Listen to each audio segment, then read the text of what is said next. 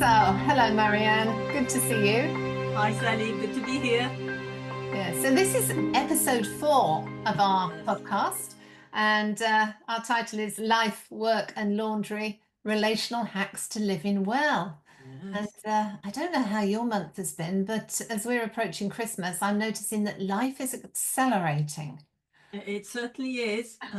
I'm not sure the living well is at the forefront at the moment. It's more the dark days till Christmas. Yes, I couldn't agree with you more. So, what I was hoping, I'm going to be, steward Mm. for this episode. And Yeah.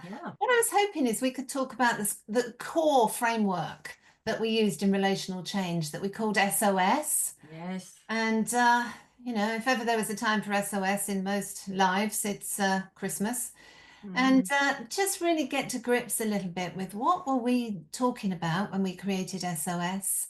How do we use it? And what does it Mm. mean for life and Mm. work and laundry?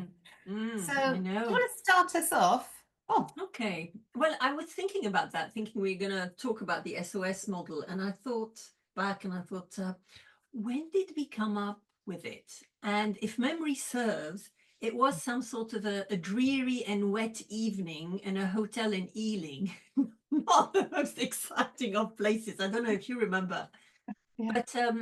But I think what we were trying to do is we were at the time, teaching together or working together the following day, and we were trying to think of an easy way of getting the complexity of Gestalt to new audiences, Mm, mm, and without people having to spend about 5 years learning what Gestalt philosophy was all about. yes. And in some ways, SOS is a summary, almost a snapshot, the elevator pitch of Gestalt theory, Yes.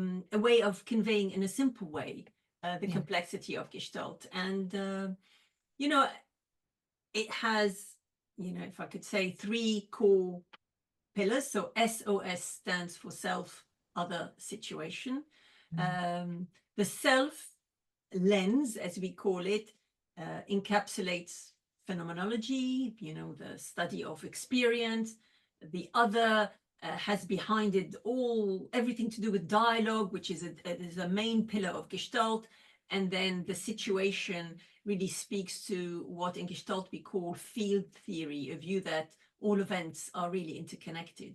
So mm, I've just said this in 30 seconds, and it's got like reams and reams of knowledge and richness behind it. yes. Does that Yes. sound like a fair encapsulation of Yeah, what's behind it? I think it's great. I mean, uh, from my perspective, we probably were in that ghastly hotel in Ealing, but I think we'd been in many before that, wondering how to do this.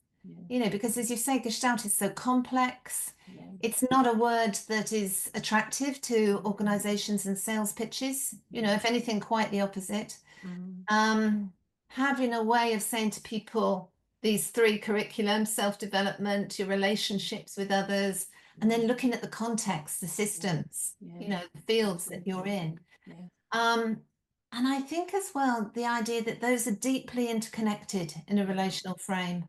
yeah. The SOS does mean it's a cry for help. It's Mm, an mm, idea that we're not here on our own. So we're not mm, pursuing mm, just individual development, but mm. much more development across those 3 lenses. Yeah, So absolutely, yeah, I absolutely. remember a moment of real satisfaction when Yes, we sort of when it, arrived at that. yes, agreed. And Agreed. yeah, I don't know. Much easier to say SOS than to say phenomenology, dialogue, and field theory. And people say, what? Yeah, no, it was very What? satisfying. Yeah, Mm. yeah, it was. And I was just wondering about a couple of examples, Mm. if we Mm. each bought Mm. one of Mm. how it's been useful, Yeah. where we've used it. Yeah. I think for me, there's probably 2 messages around or behind, 2 important messages around SOS. The first one is the simple one that we've talked about in many times, which is fundamental to Gestalt, is that our behavior is shaped. So our self is shaped by other and situation. So that's, Yeah. straightforward. It's given in the SOS. Yeah. I think the other, perhaps more complex one is that to be truly present You know, we need to attend to self, other situation. We really need to attend to the three lenses, and by doing that, you know, we step into a very ethical stance, because it's not just about focusing on me, myself, but I have to attend to the other, and recognize the impact of the situation on it. I mean, we talk here about life work. You know, I think I use SOS mostly as a parent, you know, Yes, yes. as a mum of teenagers. It's reminded that, you know, I can't just focus on the behavior of the other in front of me, you know, the slamming of doors or whatever it is. Yes. I can't just be, you know, think, oh my God, I've been just triggered by this event. And, you know, I can't forget the situation. Have they eaten? Have they got a test tomorrow? Is anything else happening? So I think, you know, looking at those three lenses is extremely important, and actually very difficult. Very Yes, difficult. very. Mm, Very tricky, isn't it? Because I'm thinking in a work context, I mean, I love the very practical home one that you've given there, but in a work context, I'm thinking when I started, leadership development, it was all about vertical development and yes. personal awareness and listening skills and Mm, influencing, as if I was on an island, yeah. that I would skill myself up and somehow ascend to the higher Mm, ranks of leadership. mm, Whereas I think this is a very different agenda for many leaders, which is about yes, you do need those skills, mm, but primarily mm, you're looking at responsiveness to context and yes. other, and Yes. without sacrificing yourself and losing your authority and Yeah. potency. Yeah. So, Absolutely. yeah, Absolutely. really tricky balance there. It is a tricky Um, balance, and not a place where people naturally go in organizations. So I was coaching someone, an individual this week, and you know, she brought, you know, she's got a skilled individual in my view, but she brought in that sense of feeling absolutely de-skilled. You know, her focus it was on, you know, how ineffective she was when she was trying to intervene in meetings, etc. And so she was really questioning her skill level. It would have been such an easy, straightforward, probably run of the mill focus of coaching for me to sort of say, okay, so how can we upskill you now? What are the skills you need? How well do you speak? How well do you intervene? And we could have stayed with that quite happily, or rather than just do that, what was interesting that when we explored this through the lens of other in situation, she recognized that she was feeling de-skilled, particularly when faced with people that seemed to be more needy, you know, that were mm, more demanding of her, mm, and how that particular other was difficult given the situation that she was living, where she had parents that were more helpless, you know, towards the end of life issue. So, you know, it felt really important not to just jump in and say, actually, you know, you're not good enough, you know, you need to yes, improve yourself, yes, without really looking at all those three lenses. yes. Yes, I'm thinking of the vast sort of implications here for Mm, leadership and mm, governance in organizations that come mm, out of the ROG methodology, whereby we're not just looking at the evaluation of individualized performance no, in isolation. yes, It's very much what can you do in the situation and context yes, as it's flexing and unfolding in front of you. yes. And that responsiveness, I think, is something that many leaders have been trained to be Teflon coated, bulletproof, Ah, fortified, rather than to mm. be able to flex in the moment. Yes, no, I Yeah. agree. I Yeah. agree. And this, it's the focus on self, you know, that is so fundamental, or happens so often, I find. And I notice myself being quite judgmental when I say that, but it Mm, feels mm, like all our culture mm. is encourages us to sort of say, you know, if I need to focus on me, I need to be better.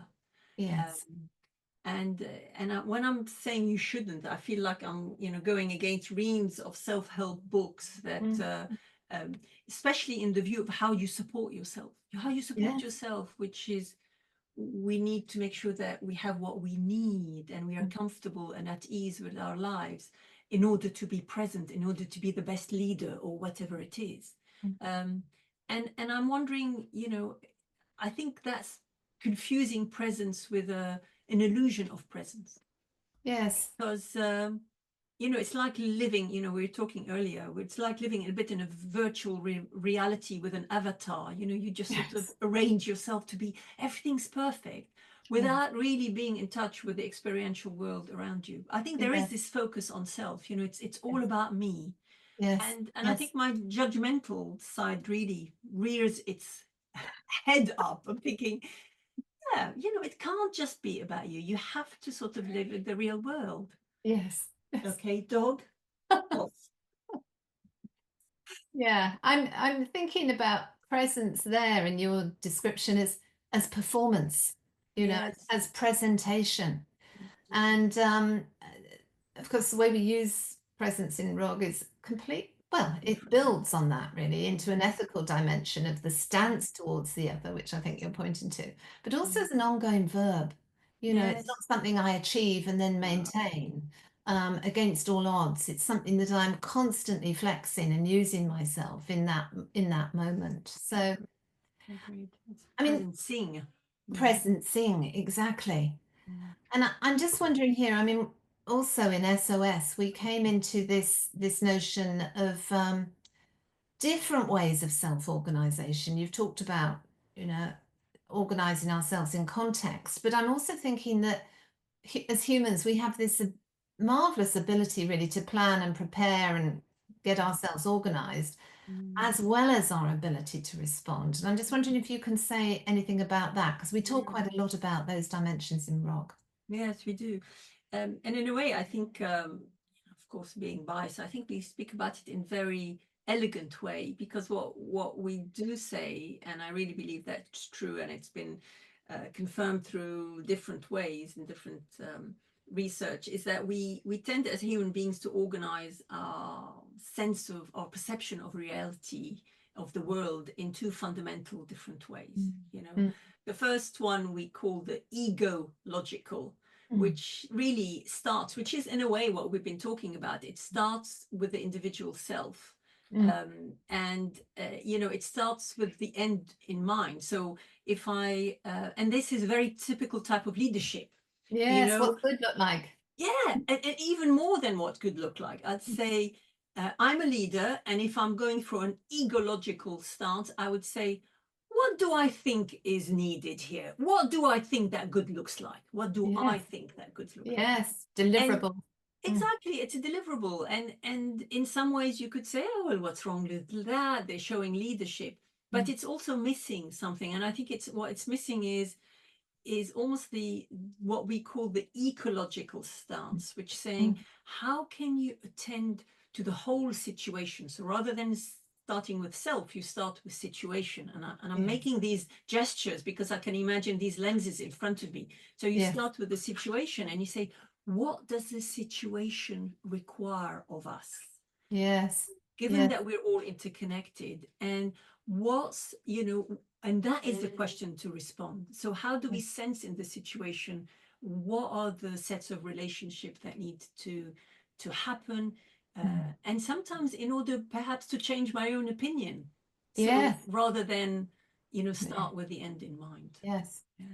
I'm thinking of the amount of work that we do in terms of practitioner and leader development in Yes. ROG, because Yeah. our westernized way of working, I think, is so much about my purpose, my vision, my plan, the execution, implementation, measurement, evaluation, outcome. Mm, And the psychologist in me loves all that stuff. mm, But to surrender to the actuality of sensing where we are now mm, and allowing a much more emergent style to take us, not mm, anywhere, it's mm, not an anarchic unfolding, but to help us navigate those rapidly changing mm. situations, I think it's a big stretch. I'm thinking of the It's a big stretch. practitioners we work with and leaders we work with, mostly very senior these days, who Mm, who are really struggling to mm. develop the skills in themselves that you can't learn by reading a book No, or we can't. attending a PowerPoint. And the reason for their struggle is that they prioritize cognition over Yeah, any other way of knowing. So yeah, when you say you know, really sensing. When you say sensing, it isn't just a cognitive sensing. It's No. how am I being affected by the situation, by others. And that Yes. brings in a whole other set of skills that are not just cognitive skills. Yes, so true. I'm Mm. feeling the hint here of all our favorite philosophers Oh calling God, me. So come on, name drop. I'm just thinking we've got a little bit of Whitehead's prehension coming in there, you know, about how do we know if we're in contact? Is that, you know, we sense that moment of being impacted by the other without losing our ground, without being overwhelmed, without getting into an emotional unfolding of our own. But we then sense ourselves in that betweenness of contact, which in our framing is dialogic, the dialogic space. Yeah. But such a different idea than the imposition of my will upon the other, which is a sort of fascist dictatorship, I guess. So yes, it is. It is very, very different. But even seen as that's what's a good way of leading. That's the thing. It's often seen as that. Yes. Yes. Well, I went to a very interesting, you know, just by way of finishing, very interesting evening out at the theatre recently, which was about leadership and lunatics. You know, which is really sort of, you know, very well-known presenter saying when we look at the leaders that we have, prominent leaders in the world these days, you know, they are very firmly in touch with, I guess, their idea, their fantasy, their delusion about what is going on in the world. So what does it mean to deny climate change or to deny the rights of people in order to effect your will? I think it's becoming a very pertinent question for our times. And I think the reason, I mean, I love that, and we can say a lot about, you know, how, you know, current world leadership is seems to be veering more towards, if we used our model, our SOS model, is more into prioritizing the self. So Absolutely. the self has a voice. Yes, And me the first. other, me first, and the other is much less important. And of course, you know, who cares about an interconnected world if it doesn't serve my purposes? Yeah. And you really kind of see that, especially in the climate debate. Yeah. So that's a real, I think that's why one of, you know, it's a real important aspect of this SOS model of what being relational is to keep that balance. Yes. Because we are so veering towards a self lens and almost a prioritizing of that above and beyond anything else. Yes. No longer me too, but me first. Oh God, yes. Yeah. Yeah.